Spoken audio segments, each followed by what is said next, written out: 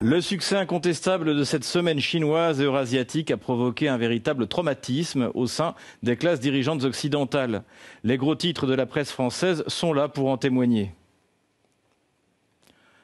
France Info, la Chine est inarrêtable. La démonstration de force chinoise lors d'un défilé militaire qui a réuni Xi Jinping, Vladimir Poutine et Kim Jong-un. Les Échos. À Pékin, Kim Jong-un rejoint Xi et Poutine pour mettre en scène un axe de la contestation anti-occidentale. TV5 Monde, à Pékin, faste et patriotisme pour un défilé militaire historique. Radio France Internationale, la Chine est inarrêtable, dit Xi Jinping sur fond de défilé militaire hors norme. Bien sûr, LCI. Le grand dossier, sommet de l'axe du mal. Poutine renforcé, sommes-nous prêts pour l'ère des prédateurs ? Pour l'ancien grand maître du Grand Orient de France, Alain Bauer, invité régulier des chaînes de télévision françaises, il s'agit là d'une grande coalition anti-occidentale. Les éléments qui ont été donnés hier par les Américains, sur lesquels je ne m'étendrai pas parce qu'ils ne sont pas publics, indiquent désormais un équilibre stratégique avec la Chine. Et si on rajoute la Chine, l'Inde, l'Iran, la Corée du Nord et leurs camarades, c'est la plus grande coalition anti-occidentale supérieure démographiquement, économiquement et surtout militairement, une première dans l'histoire moderne. Le commissaire aux affaires étrangères de l'Union européenne, l'Estonienne Kaja Kallas, conteste quant à elle la participation de la Chine et de la Russie à la victoire en 1945. Écoutons-la, ça vaut la peine. Savez-vous ce qui était intéressant ? La manière dont la Russie traitait la Chine, comme si c'était eux, la Russie et la Chine, qui avaient combattu pendant la Seconde Guerre mondiale, remporté la victoire et vaincu les nazis. Et je me suis dit, tiens, c'est quelque chose de nouveau. Et vous pouvez remarquer, tout d'abord, si vous connaissez l'histoire, vous allez vous poser beaucoup de questions dans votre tête. Mais je peux dire que de nos jours, les gens ne lisent pas beaucoup, ils ne se souviennent pas vraiment de l'histoire, et l'on peut voir qu'ils acceptent ces narratifs. De son côté, le président finlandais Alexander Stubb appelle le bloc occidental à une coopération plus digne avec l'Asie, au risque même de perdre les vestiges de sa domination. Ce que nous avons vu avec l'Organisation de coopération de Shanghai est ce que nous observons depuis longtemps. Il s'agit d'une tentative pour saper l'unité de l'Occident. Et j'adresse mon message non seulement à mes collègues européens, mais surtout aux États-Unis. Si nous ne menons pas une politique étrangère plus coopérative et plus digne, notamment avec les pays du Sud comme l'Inde, nous allons perdre la partie. Je pense donc que cette réunion qui a eu lieu dimanche et lundi en Chine est un bon rappel des enjeux pour nous tous en Occident. Nous essayons de préserver les vestiges de l'ordre ancien et c'est ce dont il s'agit. Bien qu'opposé sur la ligne à suivre, je veux dire opposé à la ligne de l'Union européenne, le Premier ministre slovaque, Robert Fico, considère lui aussi que c'est l'Union européenne qui s'isole toute seule.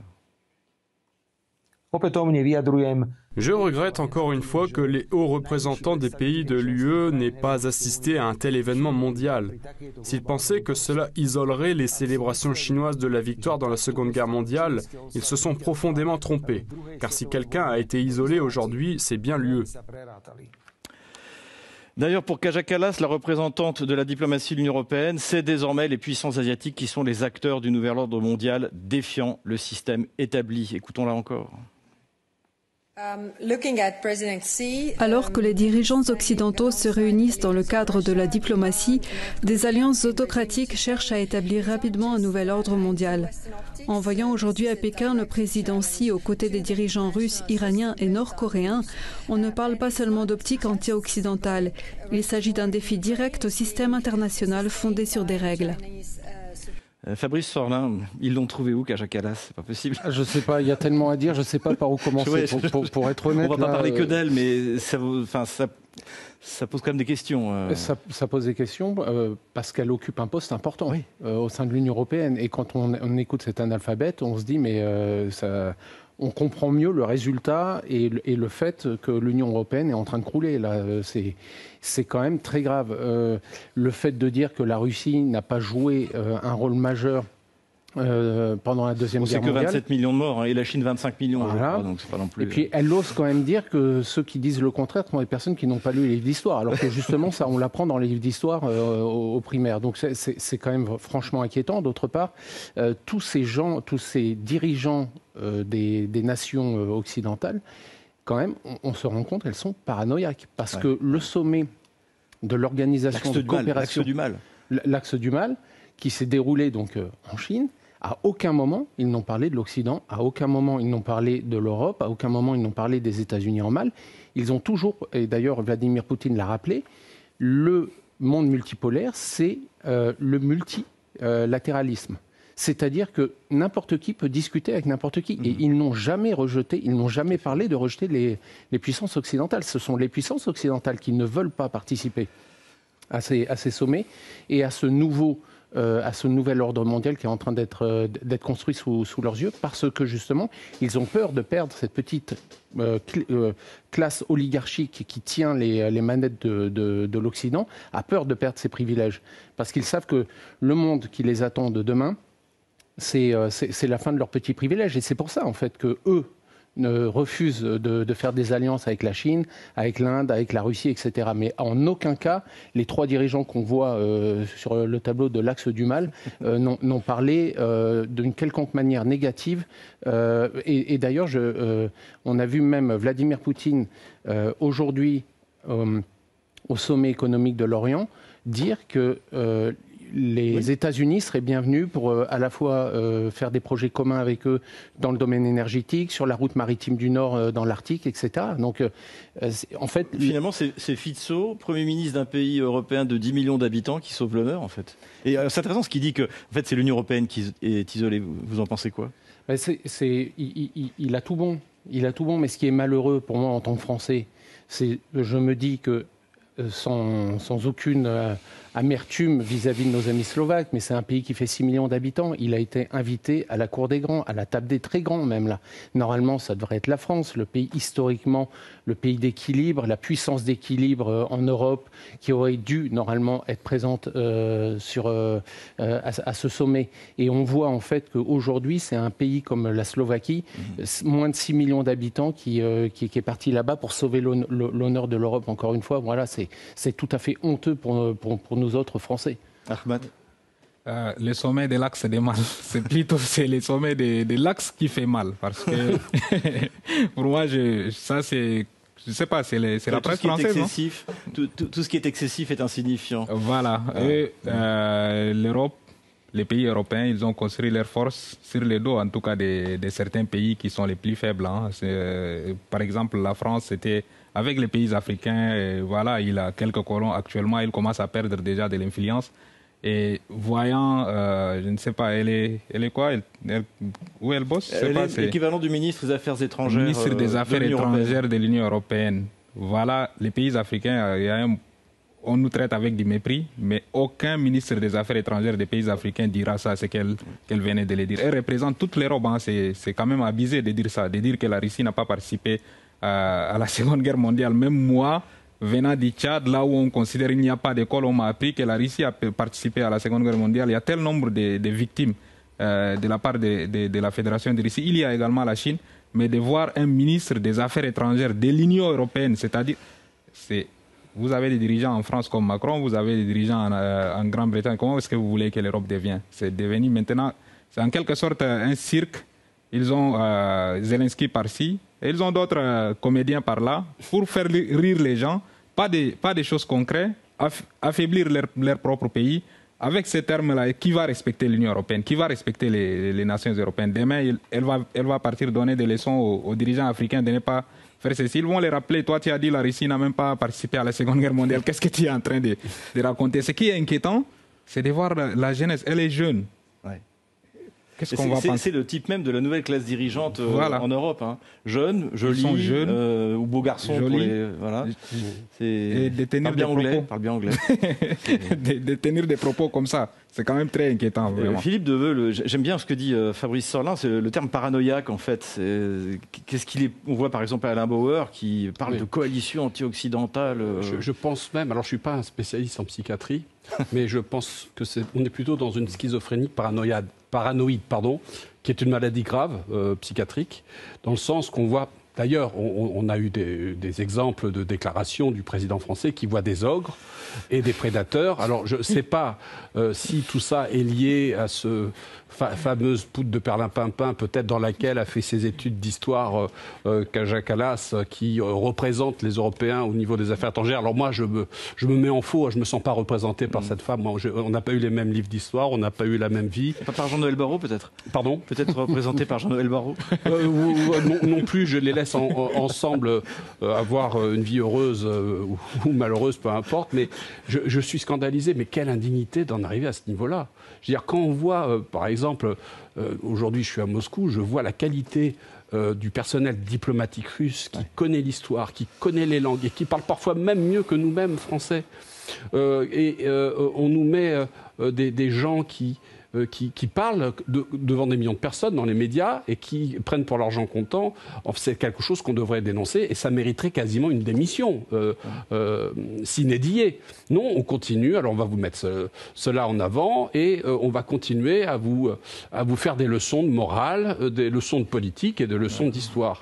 Mais je pense que c'est insupportable. C'est un mépris pour le peuple, les peuples européens qui font l'Union européenne. Laurent Michelon, de nouveau vers le sinologue que vous êtes, ce genre de déclaration insultante vis-à-vis de la Chine, est-ce que ça peut laisser des traces? Non, la diplomatie chinoise a répondu le lendemain dans la conférence de presse du ministère des Affaires étrangères en disant que c'était complètement un biais idéologique qui ne valait pas la peine d'être développé plus que ça. Moi, j'ai peut-être un élément de réponse aussi. J'ai lu que l'Estonie, d'où vient Madame Kallas, c'est le pays où l'eau potable a été le plus contaminée à la radioactivité. Alors, c'est peut-être un élément de réponse. Mais pour la relation, l'Estonie, la Lituanie, des endroits comme ça ne sont pas, on va dire, sur le dessus de la je vous interromps, Laurent Michelon. Ça veut dire, oui, ça c'est vrai, c'est quelque chose qu'on a observé notamment pendant la visite d'Emmanuel Macron sous la tutelle de Ursula von der Leyen. On sentait que Xi Jinping ne voulait parler qu'au chef d'État français, pas à la patronne de l'hyperstructure de l'UE. Parce qu'elle n'a aucune légitimité démocratique, elle n'a pas été élue, elle est extrêmement impopulaire, même en Europe. Et en Chine, effectivement, c'est la seule. La diplomatie chinoise essaye d'avoir de très bonnes relations avec des relations bilatérales avec les grands, ce qui reste, en tout cas, des grandes nations européennes. Mais avec l'Union européenne, elle sait très bien qu'elle a affaire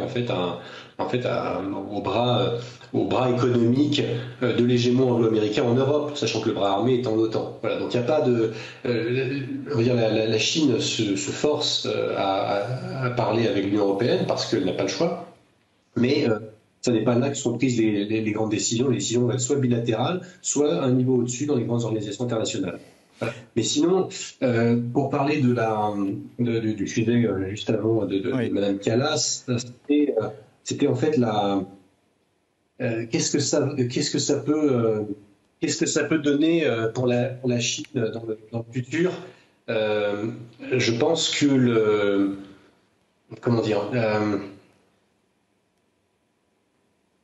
non, je suis un peu perdu là. Madame Kallas, c'est vraiment pas un sujet de conversation pour la Chine. Le problème, c'est que c'est une représentante officielle de la diplomatie européenne, mais les provocations auxquelles elle se livre ne font pas bouger la Chine plus que ça. Voilà, c'est ce que j'allais dire. Je voudrais revenir également sur les deux interventions qu'on a entendues. La première, c'est sur le Robert Fico, donc qui était invité par la Chine. Pourquoi lui? Et deuxièmement, la réaction plutôt modérée, pour une fois, d'Alexander Stubb, le président finlandais. Qui explique qu'en fait, non, faut plutôt se tourner vers l'Asie. Comment vous analysez ces deux lignes qui sont assez différentes de celles de l'Union européenne, majoritaire au sein de l'Union européenne? Effectivement, pourquoi Fico? Parce que, et oui, et Vučić également, parce que avec la Hongrie, ce sont les trois pays qui ne sont pas, on va dire, sinophobes, qui ont une politique étrangère pragmatique, qui n'hésitent pas à s'opposer à l'Union européenne quand elle cherche à leur imposer politique étrangère. Donc ça, c'est le volet Fico, ça a du sens. Et c'est très significatif parce qu'il a rappelé que la Slovaquie est membre de l'OTAN et membre de l'UE. Donc malgré ça, on voit bien que c'est pas un obstacle à avoir encore, on va dire, une colonne vertébrale. Contrairement à ce qu'on nous dit en France, on nous dit mais de toute façon on fait partie de l'UE, donc on peut plus rien décider nous-mêmes. C'est faux. On voit qu'Orban le fait, on voit que Fico le fait. Bon, Vučić ne fait pas, enfin, la Serbie ne fait pas partie de l'Union européenne, mais quand même on voit que, ces deux présidents-là démontrent qu'on peut encore avoir une colonne vertébrale quand on est un dirigeant européen, même s'il y a cette superstructure européenne par-dessus. Voilà. Et alors ce que je voulais dire, voilà, c'est qu'en fait le problème, c'est qu'on voit cette paranoïa des dirigeants européens qui ne parlent que de guerre. On voyait encore aujourd'hui Mark Rutte, donc le représentant de l'OTAN, qui parlait d'un conflit à venir très rapidement avec la Chine suite au défilé militaire dont on voit les images actuellement. Et par contre, ce sont des pays donc qui se disent démocratiques, qui pointent du doigt des pays comme la Chine qui ne parlent que de coopération, égalité, win-win, destin commun pour l'humanité. Xi Jinping avec ses quatre initiatives globales, dont la dernière est une initiative globale sur la gouvernance. Donc on a des pays eurasiatiques qui ne parlent que de paix et de coopération et qui sont accusés par des pays soi-disant démocratiques. Et on se rappelle que l'Union européenne, c'est la paix. C'est comme ça qu'on nous l'a vendu. Et ce sont ces gens-là qui ne font que parler de la guerre. Voilà. Donc c'est vraiment l'espèce de schizophrénie, pour reprendre l'expression employée par M. Devel. La schizophrénie en fait des dirigeants occidentaux qui se parent des habits de la démocratie et de la paix, et qui sont en fait ceux qui cherchent en permanence le conflit avec des gens qui eux ne font parler que de paix et de coopération. Pour rebondir sur ce que dit Laurent Michelon, Recep Erdogan, qui est à la tête de la première armée de l'OTAN en Europe, en volume, était lui aussi invité, bien sûr, en Chine. Côté américain, on tend à estimer que ce qui s'est passé en Chine témoigne d'une faiblesse à laquelle les États-Unis doivent remédier en maintenant un avantage stratégique. C'est ainsi que le perçoit Pete Hegseth, le secrétaire américain à la Défense. Malheureusement, la faiblesse de l'administration précédente a rapproché la Russie de la Chine. C'est une terrible conséquence d'un manque de direction et de force des États-Unis. Vous l'avez vu à travers le monde, cela se manifeste par ce que nous avons vu à la télévision hier soir. C'est pourquoi le président Trump nous a chargé au département de la Défense de nous préparer à reconstruire notre armée à une échelle historique, à restaurer notre éthique guerrière et à rétablir la dissuasion. Non pas parce que nous cherchons le conflit, nous ne le cherchons pas.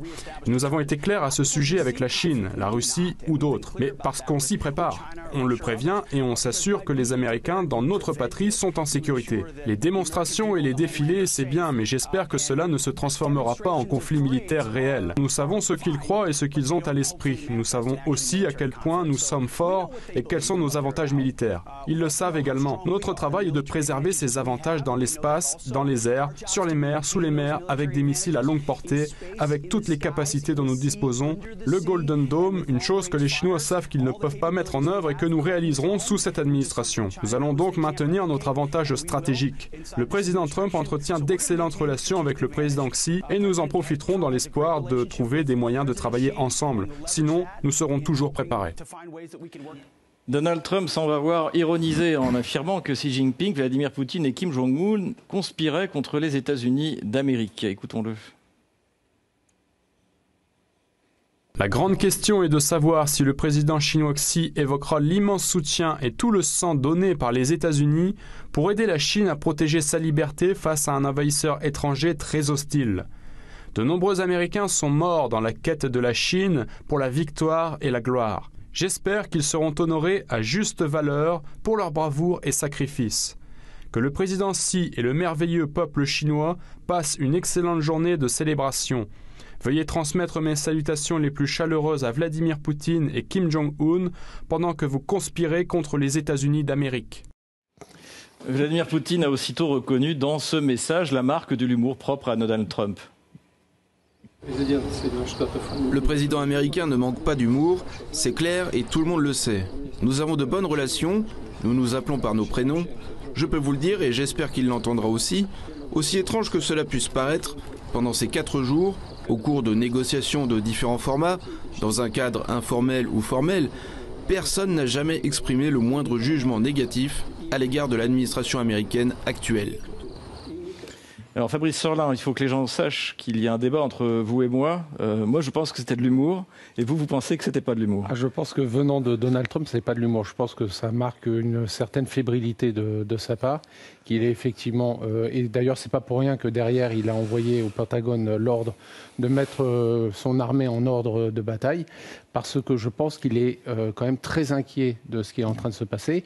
Et je dirais de façon plus générale, de toute façon, les Américains ont un problème, c'est que j'en parlais tout à l'heure avec les Européens et cette mentalité du 19e siècle bien féconde encore aujourd'hui dans l'esprit des Européens. Les Américains ne connaissent pas le reste du monde et ne connaissent pas la diplomatie, la civilisation, la culture chinoise, russe, indienne, etc. Et c'est pour ça d'ailleurs que Donald Trump fait beaucoup d'erreurs au niveau international. Il en a fait, on l'a vu tout à l'heure, Laurent Michelon en a parlé quand il a heurté le président Modi. Il a fait la même chose en menaçant la Chine. Il menace régulièrement la Russie. Il continue à menacer alors qu'en fait, il aurait dû comprendre depuis longtemps que les menaces ne servent à rien sur des grandes puissances comme celle-ci. Et donc, oui, moi, je pense que c'était pas de l'ironie. Philippe Deveul, finalement, Donald Trump aura contribué à la réussite de ce sommet, de ce défilé en Chine, puisque c'est lui qui a poussé, pour revenir à ce que disait, en tout cas, qui a accéléré le rapprochement entre la Chine et l'Inde. Je pense qu'il aurait dû s'y rendre. C'était une erreur de ne pas y aller et de faire des réflexions maladroites. Je suis bien content que le président Trump ait été élu en 2024 parce que cette administration de Biden était délirante et la candidate face au président Trump, Kamala Harris, n'était pas du tout au niveau et me paraissait carrément dangereuse dans le sens que ces démocrates sont des mondialistes invétérés qui sont des va-t-en-guerre. Et je crois qu'il y a plus un aspect raisonnable chez Donald Trump, et on l'a vu quand il a accueilli à la hauteur le président Poutine en Alaska. Maintenant, il a aussi un discours qui est ambivalent, qui est ambigu, mais est-ce qu'il ne le fait pas dans son propre intérêt parce qu'il doit, lui, affronter des élections de mi-terme où il doit ménager certains, où il a des républicains qui ne sont pas vraiment des républicains mais qui sont assez va-t-en-guerre et aussi russophones. Et je crois aussi qu'il doit être très embêté par ses alliés qu'il rudoie, qu'il reçoit un peu comme un maître d'école recevrait ses étudiants. Et je pense qu'il doit avoir bonne figure et ça ne doit pas être facile pour lui. Alors, bon, ces effets d'annonce n'engagent en rien, ce n'est pas des déclarations de guerre. Il est vrai que lorsqu'on voit le défilé chinois, ça remet les pendules à l'heure en disant que c'est une véritable puissance, sachant que la Chine sort l'équivalent de la marine française chaque année. Donc la question qui se pose et qui est fondamentale, c'est Shanghai. Je ne vois pas les Chinois attaquer les États-Unis, mais je pense que Taïwan tombera à un moment ou à un autre et que la question qui se posera alors au président américain, si c'est Donald Trump ou un autre, est-ce que ça vaut le coup de faire la guerre à la Chine dans ce cas de figure? Moi, je pense que non, parce que c'est ridicule, ça ne servirait à rien, ce serait contre-productif pour les uns et pour les autres. C'est le droit international aussi. Taïwan est partie intégrante du territoire chinois. Et oui, c'est dans la constitution chinoise, on le sait. Bon, alors, du point de vue international. C'est la prochaine échéance, donc tout est dans les mains du président américain qui à mon avis, je ne pense pas que Donald Trump, et je crois qu'il est sincère quand il veut rétablir la paix. Il l'a fait d'ailleurs, on a vu avec l'Azerbaïdjan et les Arméniens, il y a eu un accord aux États-Unis. Il y en a eu aussi concernant l'Afrique, où il a réuni deux États, le Congo. Donc je crois qu'il y a une volonté d'arranger les choses et je crois qu'il y a une ambition d'avoir le prix Nobel de la paix. Laurent Michelon, comment vous interprétez ce discours un peu hystérique de Pete Hegseth sur le fait que les Chinois ne seraient pas capables de percer le dôme doré, comme si les Chinois étaient une menace stratégique pour les États-Unis? Alors, deux choses. D'abord, le dôme doré, comme disait Pete Hegseth, il n'existe pas encore. Et ça, c'est typiquement américain d'annoncer des technologies qui commencent à développer en disant, en fait, on l'a déjà. Donc ça, c'est une première chose. Le truc n'est pas opérationnel. Quand on voit leur contribution au dôme de fer en Israël, et ce que ça a donné avec la riposte iranienne, on n'est pas trop... Enfin, à leur place, je ne serais pas trop confiant. La deuxième chose, c'est effectivement le ridicule de la situation de mettre... de porter à la Chine l'ambition d'aller bombarder les États-Unis.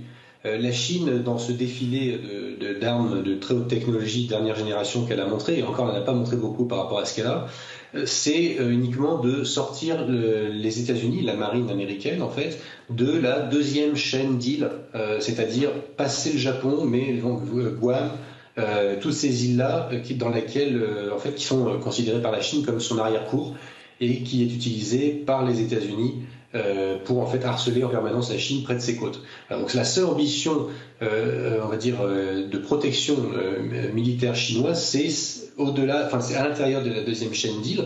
Donc Hawaï n'est pas concerné. C'est-à-dire la Chine n'a jamais menacé, comme le fait la Corée du Nord, de bombarder soit Hawaï, soit Los Angeles. Voilà. Donc c'est complètement ridicule de la part de Hegseth. En ce qui concerne Trump, moi, je pense que c'est même pas lui qui écrit ces messages sur Truth. Sur le ton extrême, a beaucoup changé par rapport à l'époque où il n'avait pas été réélu. Donc, je pense pas que c'est lui, mais effectivement, il mérite le prix de la paix qu'il cherche à avoir. Il le mérite parce qu'effectivement, c'est lui, lors de son premier mandat, qui a rapproché, et ça a été suivi ensuite par Biden, mais qui a rapproché la Chine et la Russie. Et effectivement, maintenant, c'est lui qui rapproche la Chine de l'Inde et la Russie de la Corée du Nord. Voilà. Mais je pense qu'on est en présence de quelqu'un qui a un ego surdimensionné, qui veut son prix Nobel, mais qui est vraiment sérieux pour ça. D'ailleurs, on l'a vu suite au conflit indo-pakistanais du mois de mai dernier, le cessez-le-feu, il en a réclamé la paternité. Le Pakistan lui a dit oui, tout à fait. D'ailleurs, nous aimerions vous soutenir pour la nomination au prix Nobel. Et l'Inde a dit publiquement, Modi a dit non, ce cessez-le-feu, qui n'est d'ailleurs pas un cessez-le-feu, c'est juste une pause dans l'opération Sindoor. Ce cessez-le-feu n'a absolument rien à voir avec l'intervention de Donald Trump. Et c'est suite à cette déclaration de Modi que Donald Trump a rajouté encore 25% de taxes sur les produits indiens. Donc ça n'est pas des considérations commerciales, ça n'est pas pour le bien du consommateur américain ou pour une égalité dans le commerce international, c'est purement une réplique épidermique à ce qu'il a ressenti comme un manque de respect de l'Inde. Vous comprenez quelque chose à ce que veut faire Donald Trump là, Donald Trump, quand même, il cherche à avoir de la lumière. Il y a une belle science qui va apparaître qui s'appellera la Trumpologie. La Trumpologie, voilà. Il cherche tout simplement à avoir des lumières sur lui pour que les gens parlent de lui, comme on l'a vu il y a quelques jours. On parle que de la Russie, la Chine, l'Inde, l'OCS, BRICS et tout le temps. Donc voilà, pourquoi pas, j'ai écrit quelque chose pour attirer en tout cas de la lumière sur moi. Mais je ne pense pas que Donald Trump pense que la Chine ou bien la Russie ou l'Inde nous voulaient faire la guerre contre lui, hein, parce que lui, il est intelligent comparément aux dirigeants européens. Lui, parfois, on ne les comprend pas. Moi, je ne suis pas vraiment adepte de Donald Trump et je ne suis pas d'accord. Vous étiez critique, par exemple, sur son action entre le Rwanda et le Rwanda. Congo. Il a fait, il a forcé la main aux pauvres Congolais de signer un accord complètement humiliant. Ils ont humilié le Congo, c'est-à-dire un pays qui souffre déjà. Et maintenant, j'avais dit sur votre plateau ici, j'avais dit que la guerre va continuer au Congo. Les Congos se font piller, se font tuer. Et maintenant, voilà, on est retourné. On a signé un accord avec Paul Kagame, mais finalement on a laissé les M23 balader tranquillement. Voilà, le Congo s'est fait attacher en fait. Lorsqu'ils ont signé le contrat, je l'avais dit, il y avait un invité, apparemment c'est un député ou quoi, il disait non, on a souffert, on veut se reposer et tout, mais vous avez souffert, il y a plusieurs pays qui ont souffert, tel que les pays de l'AES, mais lorsqu'ils ont décidé de prendre leur courage à deux mains, d'affronter en tout cas leur souffrance, maintenant il n'y a pas vraiment de menaces envers ces pays. C'était vraiment... Trump, on le connaît, il dit des choses que lui-même, il ne pense pas. Et je ne pense pas que la Chine ou bien la Russie ou bien les États-Unis vont entrer en guerre directe. Fabrice Sorlin, vous aussi, vous êtes trumpologue. Vous y voyez un peu clair où est-ce qu'il veut aller avec la Chine, avec la Russie ? Mais j'ai l'impression, personnellement, qu'il ne sait pas où il va, franchement. On a quand même l'impression qu'il a envie, effectivement, de régler les problèmes, de régler les guerres. Laurent Michon l'a très bien dit. Je pense qu'effectivement, il recherche le prix Nobel. Il s'attribue des mérites pour lesquels il n'a rien fait. Sur l'Ukraine, je le sens sincère. Je pense qu'il a vraiment envie d'essayer de trouver une solution. Simplement, pour les raisons que j'ai évoquées tout à l'heure, sa méconnaissance du monde fait qu'il a cru qu'en une journée, même si c'était une façon de parler, mais en quelques semaines ou quelques mois, il aurait pu régler le problème. Et d'ailleurs, il l'a avoué lui-même récemment que le conflit est bien plus compliqué que ce qu'il pensait, parce qu'il ne connaît pas les causes profondes du conflit, il ne connaît pas l'histoire, il ne connaît pas les cultures avec lesquelles il discute. C'est tout l'inverse de la diplomatie russe. Quand un diplomate russe part en Europe, aux États-Unis, en Asie ou en Afrique, c'est des personnes qui parlent la langue, qui connaissent bien la culture et l'histoire. Voilà. Et donc, pour terminer là-dessus, Trump, je crois, est relativement sincère, mais tout simplement, il fait énormément d'erreurs parce qu'il a une grosse méconnaissance de l'histoire.